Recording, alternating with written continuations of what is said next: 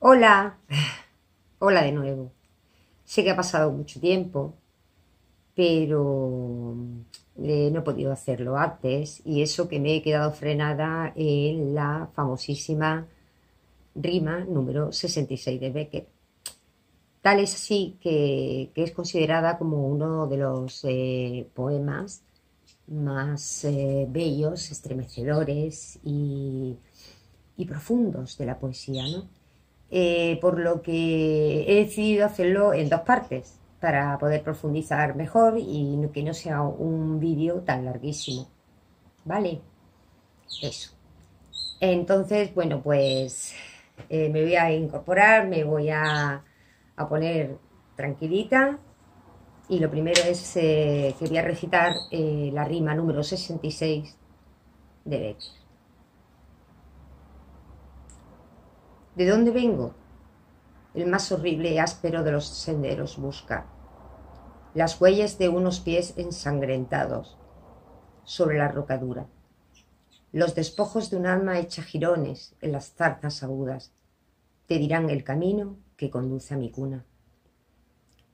¿A dónde voy?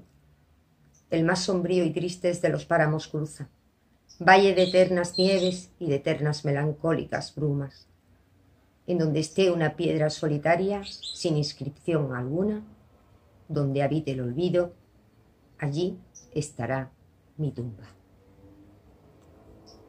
Y esta es la famosísima rima 66 de Becker. Bueno, pues vamos a empezar a analizarla, ¿no? En primer lugar, deciros que realmente el poema puede ser que esté tanto en un tono reflexivo como en un tono existencial, pero sobre todo de la vida humana. Habla dentro de esta cuarta parte de las rimas de Becker de soledad, desesperación, angustia, y hace que pensar al lector cuando lee esta rima, cuando se profundiza en ella, ¿de acuerdo? Entonces es cuando eh, podríamos decir que le hace pensar, ¿no? Eh, Bien, sinceramente, esta rima que compuso Becker, ¿no? El poeta se enfrenta a una angustia, ¿no? Que es su propia muerte.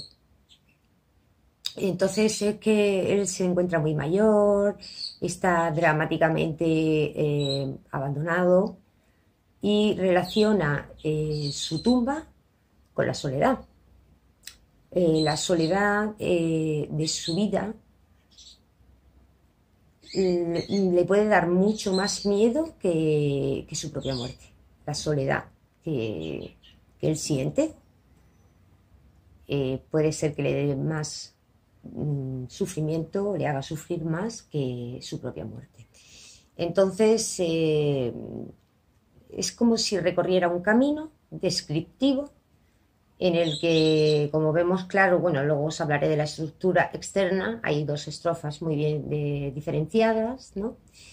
Y es el camino que conduce hacia su muerte, en el cual identifica el término, hay una imagen, ¿no? Que es la tumba, ahí estará mi tumba, ¿no?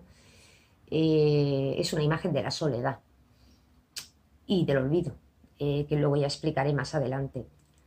Describe ese recorrido como el camino que le conduce a la muerte, como he dicho, ¿no? Y hay momentos en el que se aferra a la vida, como en otros momentos podemos observar que eh, reclama la muerte, llama a la muerte, ¿no? Porque antes que seguir viviendo en soledad, prefiere morir, ¿no? La verdad es que esto es un poco el argumento, ¿no? Sobre todo deciros que viendo aquí claramente la primera estrofa empieza, bueno, la primera estrofa y la segunda, ambas comienzan con un verso, con una interrogación retórica, en el que realmente ambas interrogaciones eh, apuntan de forma certera el tema, que luego veremos que según desde el punto de vista que se quiera ver, reflexivo o existencial, pues tendrá un tema o podría ser otro tema. De ahí la complicación de esta rima. El caso es que parece como, bueno, el poeta escribe, es un monólogo, ¿no? Es de su yo poético, del yo poético de Becker, pero que se va convirtiendo conforme lo vamos leyendo, ¿no? Nos hace partícipe a los lectores como si se tratara de un diálogo, ¿no?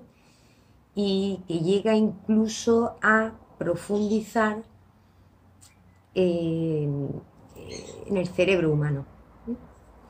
Entonces, con la pregunta retórica del inicio de la primera estrofa, en la que dice ¿de dónde vengo?, nos quiere hablar y describe su doloroso origen, o sea, su pasado, ¿de acuerdo? Y con la segunda estrofa, que comienza también con otra interrogación retórica, que es ¿a dónde voy?, nos describe entonces su destino o futuro. Así el autor le quiere buscar un sentido al presente, a la vida entera, en todo lo que es toda su vida entera, ¿no? Y también le busca un sentido al hecho de vivir, ¿eh?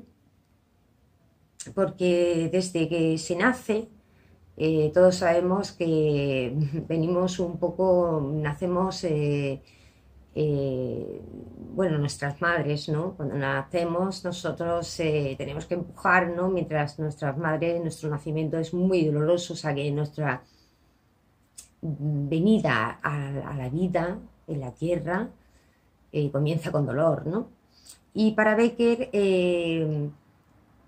se supone que vivimos rodeados de sufrimientos en todo momento, hasta el día en que llega la muerte, ¿de acuerdo? Y luego, pues claro, luego está la soledad del olvido y para la eternidad. O sea, para él la eternidad es soledad y olvido, a lo cual al final del segundo vídeo que haga sobre esta rima daré mi opinión, porque yo creo que estaba un poco descaminado, pero bueno. Así que bueno, deciros que de aquí, de estas dos interrogaciones retóricas, extraemos lo que son el tema. Así que si lo queremos ver desde el punto de vista reflexivo, podríamos decir que el tema es una reflexión de la amarga, o sea, una reflexión de la amarga, de la no amarga, ¿no? O sea, reflexión amarga de la vida humana que está dominada por el dolor y el abandono. Y si lo queremos ver desde el punto de vista existencial, es que el camino de la vida pues solamente se reduce en sufrir, ¿vale? Hasta la muerte. ¿Y qué es lo que corona cuando llega la muerte? La soledad eterna. A lo cual también difiero del autor en este sentido, de sus sentimientos, pero bueno, son totalmente respetados porque estaba quizás muy mayor, enfermo, a punto de morir de tuberculosis, ¿no? Y entonces, pues así es como se sentía. Bueno, deciros que ya una vez iniciado un poco el argumento y un poco la introducción del tema, según desde el punto de vista que lo queráis ver, ¿no? Contaros la estructura externa de la rima. Como vemos, son dos estrofas de 8 versos cada una, en la que va alternando los endecasílabos con los heptasílabos tan famosos de Becker, están utilizados por él, en la que hay pues rima asonante. Me he quedado en blanco. Bueno, vamos a ver. Es asonante, perdonadme, asonante en los pares, se quedan libres los impares. Bueno, hemos dicho que alterna lo de siempre y es un tipo de estrofa que entraría dentro de la silva, ¿no? Que era muy utilizada también por Becker. Bien. Eh, Deciros que generalmente, bueno, está escrito es un tono lírico y reflexivo y existencial y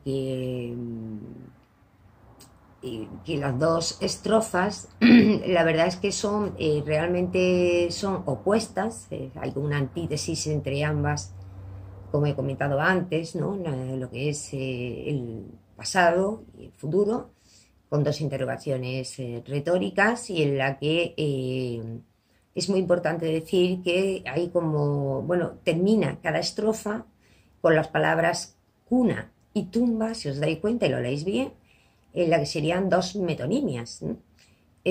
Aunque luego ya más adelante en las figuras retóricas, porque está cargada de muchas de ellas, en las cuales hace que nosotros cuando leemos esta rima podamos visualizar su reflexión, su situación, sus sentimientos, ¿no? Así que estas palabras formarían la metonimia y con todo lo que significan, pues al principio de cada pregunta retórica termina con estas últimas palabras, ¿no? Que son cuna, ¿vale? Empieza ese recorrido desde que nace, la amargura de la vida con todo su sufrimiento, ¿no? Y al final termina la segunda estrofa, ¿de dónde va? Pues a la tumba, ¿de acuerdo? Aunque tiene ahí una especie de, como he dicho antes, de reclamo, que hay a veces que está deseando morir y otras veces que está deseando de poder aferrarse a la vida de alguna manera. Bueno, yo creo que me quedo aquí. Creo que no se me olvida nada. Ahora sería el segundo vídeo con la estructura interna, la figura retórica, mis conclusiones y hablaros de la alusión en el verso, bueno, en el penúltimo verso, si son 16, pues en el verso 15, que es donde habita el olvido, que Luis Cernuda, poeta español, utilizó para escribir uno de sus libros de poemas que le llamó precisamente en honor y haciéndole una alusión o guiño a Becker, le llamó Donde habite el olvido, y que generalmente, bueno, generalmente, no sé lo que digo, que lo escribió ese libro y pues nada, que podemos comentar luego más tarde, parece que estoy despistada pero no lo estoy, esta alusión de Cernuda a esta rima, precisamente número 66 de Becker, ¿vale? Es que no recordaba el año en que publicó el libro Luis Cernuda, Donde habite el olvido, y bueno, pues ya está. Si luego lo recuerdo, en el segundo vídeo os lo digo, ¿vale? Bueno, nos vemos en la siguiente parte. Venga, besitos. Hasta ahora. Chao.